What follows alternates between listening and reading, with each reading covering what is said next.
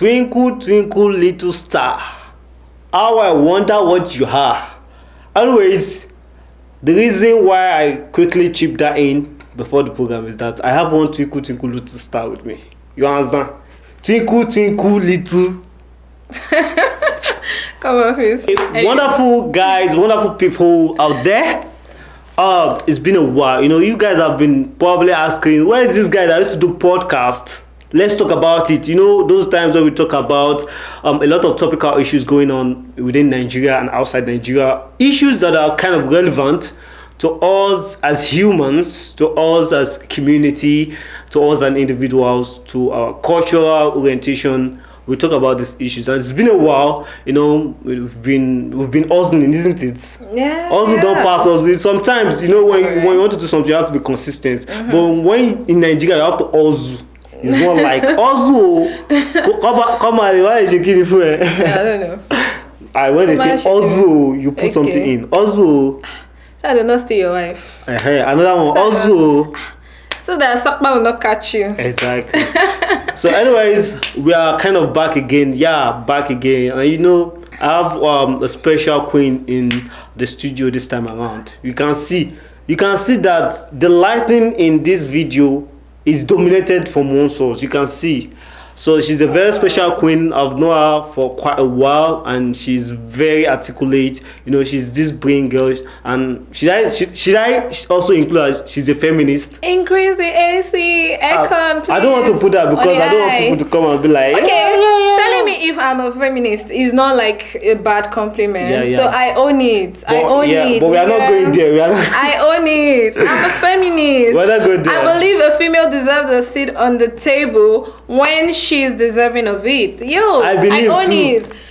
Economically, financially, politically, educational wise, I own it, nigga. Okay. Yeah. This, I'm a feminist, but I'm not a sexist. I love men. No, sorry, I don't love men. I love men. She's kind of this confused feminist that'll be like, I want to be independently dependent. You understand? Like, I want to make my money, but I want to spend your money. Yes, this life is not just balanced. There's no other interesting feeling than having your money as backup, but it's sweet to spend other people's money. So I've been whining you, let me spend your money. So sorry, I've been begging you. This life also. Anyway, let people meet you. I can only just tell with your help, Okay, I'm Remilekun. Popularly, alias RemiDola. Remdos. Don't get it twisted. Pounds. I don't have the dollar yet. I'm working towards having it. So, my name is RemiDola, and you want to write that name, Remilekun Durodola, so short form RemiDola. Anyways, so I'm a feminist, like I said earlier. Apart from that, I'm a content marketer. I'm a geologist.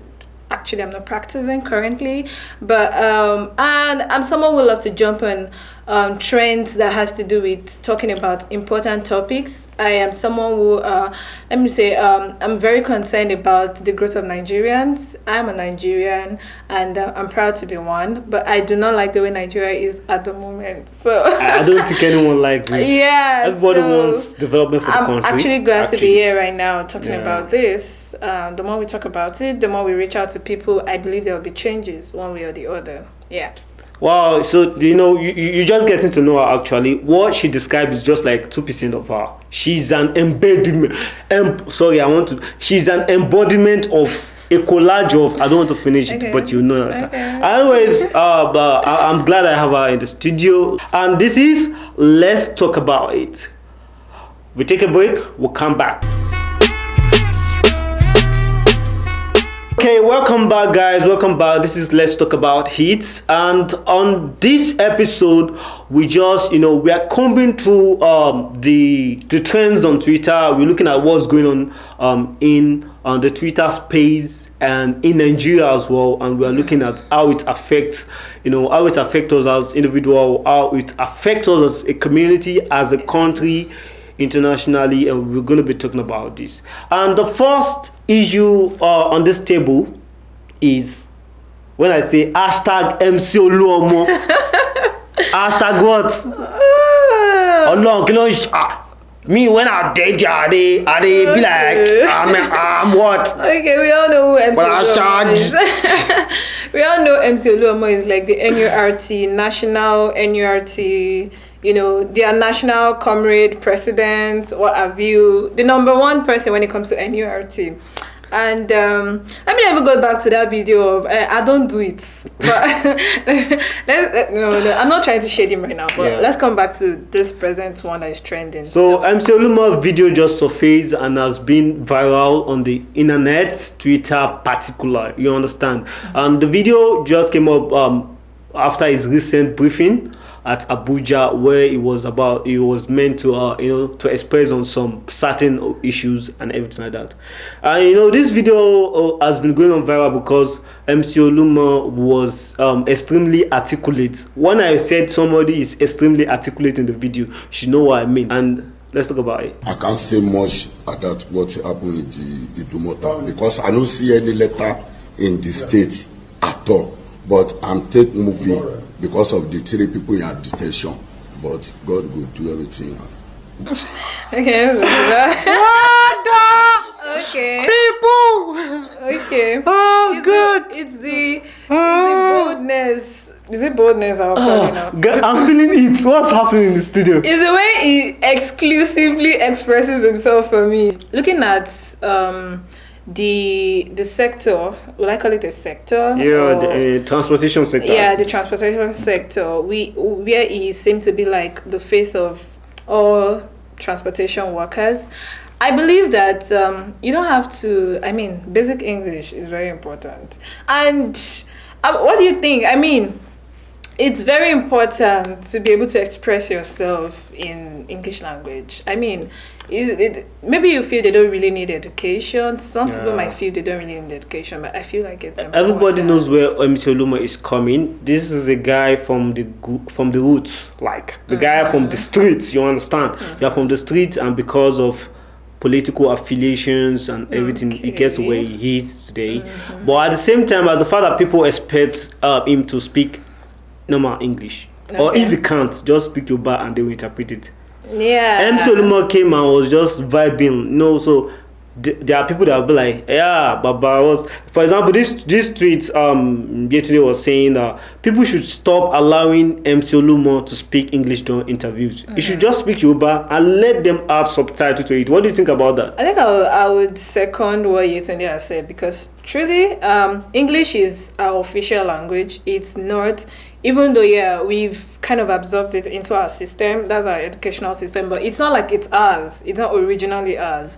So I would also subscribe to the fact that it can always express himself in his native language, which is Yoruba, and there should be like a subscription or a subtitle, on the screen whenever they are displaying what he's saying to be, interpreted in English language. For instance, a Chinese man would conveniently express himself in his language. For instance, the Russian president at the moment, he barely even speaks English. Vladimir Putin will always speak his language. He's so proud of it. So, if you cannot, as a matter of circumstance, express yourself in English, it's not by force. It's okay. It's accepted. Yeah, it's accepted. But don't come and be saying I don't do it. People are like, MC Oluomo has been what he said is, it has been a political flag for APC. Okay. When it comes to, everybody knows. You understand? I'm not saying anything. Nobody should come and see my hand. If they carry you, white in the air. If they carry you, I will beg for you. Don't worry. Anyways, that's about that, Sha. Let's move into the second one. We have please, when I say this word, please pronounce it together. ASUU. Yes.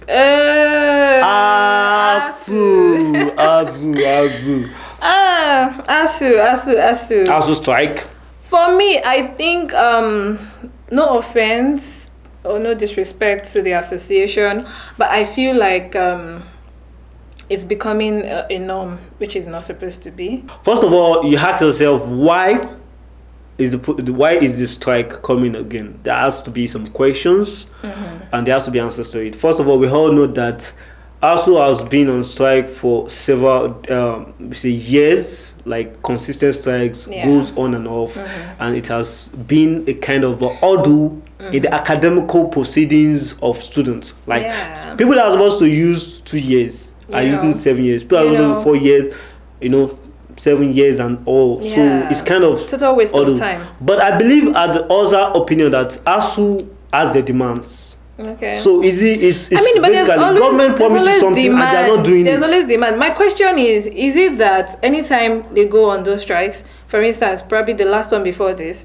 there was a demand that was placed before the government, and did the government meet up with these demands, or there was a promise that they would the last ASU delegate or something like the government promised them that such and such we are going to do it, and that's why this strike is coming about, because none of the things or let me say some of the things that was promised have been done. They have not been executed, so ASU feels the government is playing them, and that's why they are coming up. They first started with a 1-day strike, and when the 1-day strike nobody was not addressed, then they start this second strike. I feel which like students have been saying that I saw many tweets like the moment ASU starts this strike, I'm just going to go and get married. I saw some of the posts. I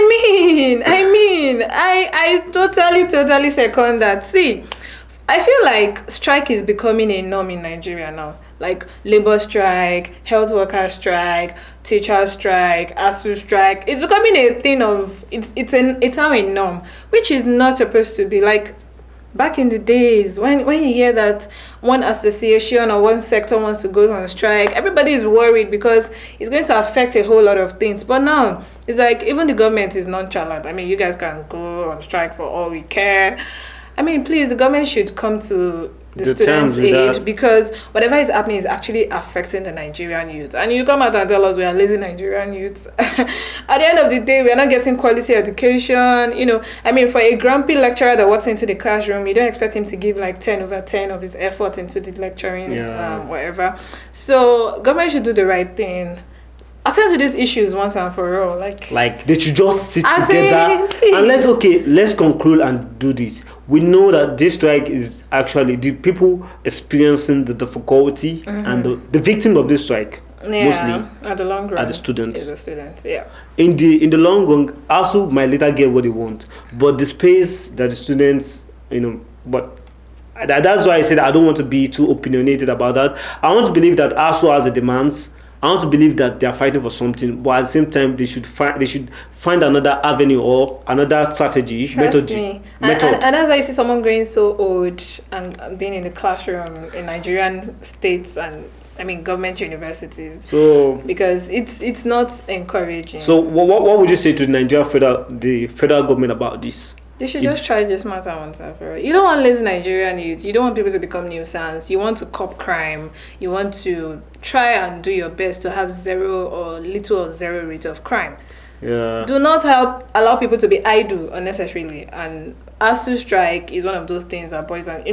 Guys are broke. They can't graduate from school on time. They start thinking of, how do I survive? How do I get myself busy? Then you see a lot of very, very negative ideas will start popping up in their head, and that's why you see a lot of things going on right now. So I feel like we should just get down to these matters once and for all and get it trashed out, because a lot of money is being budgeted for education every year. So what is happening to that money, that budget? What is happening to that budget going into education? So just do the right thing. Okay. That's also, and another punch newspaper said that UniBen, that was University of Benin, students are protesting in support. That means in solidarity of ASU. Okay. What's your opinion about that? They feel like they understand their pain. I think some of them just feel like, I think I'm tired of school. Let me just support ASU for now. No. I think it still boils down to the fact that they understand that this lecturer needs to be well treated so that they can put in their 100% when it comes to the classroom. So, I mean, that's odd. That's a new one, but it's okay. It's okay. We also feel the pains of these teachers or these lecturers because they are parents. They are people's parents. You'll be surprised that some of these students, their parents are lecturers and they understand what they're facing back in the house. I mean, you want to ask daddy for something, your monthly allowance, and it's like no money, ASU is not responding and all of that. So, understandable. Yeah, I feel it's cool. Okay. Before we go into the next trend, you understand, we are going to take a break again, a very short break. Okay. Welcome back again. Let's talk about it. A program that we've been doing, to make sure that people get informed. We discuss topical trends, issues that affect us as a whole, as individuals, community, as a country. And we've been talking about a lot of issues. We've talked about ASU. We've talked about MC Oluomo stuff. And now, I think this is one of the important. It's also important because I know when you hear fuel scarcity. Before we jump, I saw one picture. You guys check it out. They say filling station attendant right now. So this obesity I'm was like the boss. You know, I'm on top of the shit. Like when you go to the filling station, let's imagine one brother has been toasting you, but that Samuel works at the filling station, and you've been saying no. And now, but you want to buy petrol now, you come to NPC and but be like, she's coming back. I just have to, I just have to get out from my IOCs, and be like, hello, bro, Samuel. I'm ready. Say yes. baby. Sell the fuel. Sell the fuel. Then let's meet. You understand? So, I mean... you're the boss right now. Fuel scarcity. I think having a friend or a friend of a friend who is like a petrol station attendant is like a plus right now. If you don't talk about of course, it's just like it's like knowing the president. Do you have what are you saying? I have a friend that sells petrol now. How many? It's like meeting Lamidi. It's like telling them. It did now, but now only for you I go sell Lamidi. You understand? Right? So it has always been a consistent issue, yearly. But this time around, it was surprising that it didn't come. It used to come at like the January. beginning of the year. Yeah. It used to be like New Year gift to us. I know. But this time around, it didn't come as a New Year gift, and it came under the disguise of the fuel being contaminated. Yeah, adulterated fuel, and then we know what's going to happen after. Even the moment I saw the news of adulterated fuel, I said, I know what's going to come up after this. It's going to be fuel scarcity. And sometimes you find out, is it intended? Why would a country that export that have the resources, the food, the crude oil, one of the most they're supposed to be exporting countries, we still import finished oil or finished petrol, it is what it is. Gasoline and stuff Nigeria. like that. So for scarcity, how do you kind of view the street right now, like especially Lagos and Abuja? Okay, don't talk about my Lagos people, because Lagosians don't even want to hear fuel. They've not finished the statement. Like like we've ordered the fuel already. We're already queuing. Like before the government, there was this time last year. Yeah, I think last year. Buhari was not yet to even announce the subsidy or something. There was just this confusion in the air. They said the government announced fuel subsidy. Some people said he hasn't announced this. But before we need, Lagos was... I'm like... Before they now said, okay, any petrol station that is being cut, have already increased. They're going to... They're going to be closed down. Lagosians don't even want to hear fuel... They don't want to hear if it's fuel price reduction. But I remember the last fuel scarcity, I was in Abuja. Okay. And even it gets a time, fuel station, the petrol station or filling station, they don't want to sell for car or keg again. So by night, they sell for black marketers. Interesting. And black marketers will now come in the streets and sell it to people in a double price. It was be like, I don't know when each of us gets this power in this country. I don't understand. Scary for stuff. So you end up buying a fuel that you're supposed to buy at maybe 1,000. You buy it like 4,000. Not because of the issue, because people take advantage of this issue to do bad things, and it's really quite heartbreaking and hurting that in Nigeria we used to say the government all the time, but sometimes we find out that most of us are also doing bad things. We are. It all boils to government. To be honest, I do say something. If a number of us would sit back and point fingers at the government the government officials right now, if we are on that seat, I wonder what some of us will do. Because individually, in our own corner, what some people do is more dreadful than what government officials are doing to us as a whole right now. So whatever the causes of this scarcity that just came out of the blues, I don't know. Yeah, adulterated. First off, why will and we don't even have we don't have our finance we don't have to export crude oil to get finished product. I think we should just work on even a strategy face. That we have our own refinery and we can always export, It's a big slap on our face. Yeah. That we are an oil producing country, one of the highest oil producing country in the whole world right now. And we still have to import finished product of everybody's quite petroleum. Everybody's quite looking at Dangote's refineries, like that has brought some green light of hopes to us. Apart from the fact that we hope that it will make life a whole lot easy. Though I don't think the margin of difference will set in at the beginning because it's just one refinery. Yeah. But it's something. It's going to make a difference. It's something. It's a big one. So apart from it's probably setting some sort of margin of difference in oil price and the all money we put into importation of oil and all of that, is also going to be an avenue to give people jobs. So a lot of Nigerians are going to get employment. I mean, we have enough engineers who can do these things. So if at all we are going to bring in expatriates, I would still want to implore those in charge to still employ Nigerians that are up to the task, because a lot of things we bring in expatriates for in the country. At the end of the day, Nigerians travel outside the country and they get to do it conveniently where they are going. Just 1 or 2 trainings here and there, and they are good to go. So let's harness our wealth. Let's leverage on the human capacity we have. Let's get things running. I believe Nigeria will be a better place. Yeah, I believe too, and I hope, and I pray, and I...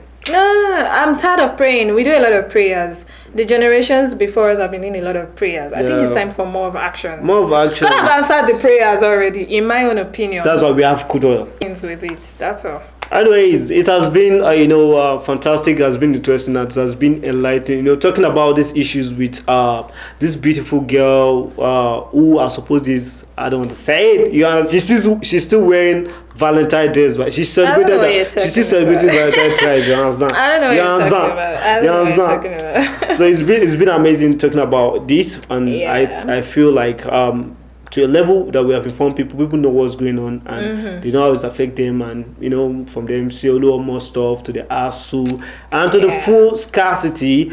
I think we've done a bit to tell people that this is what's going on and this is what our opinion about it. Let's talk about it. What do you want to say to the people before we close up? It's okay to always talk about things, but it's more important to act. So let's put in more actions. The more we're talking about it, the more we're educating ourselves, the more actions should follow our words. So it's been a lovely moment with you all. I hope you've gained a thing or two, and I look forward to you making that change in your own corner.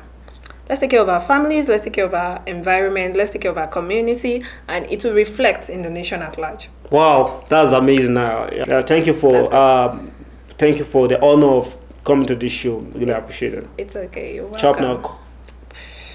Okay, let's talk about it. My name is Habib, aka Jeb the Poet.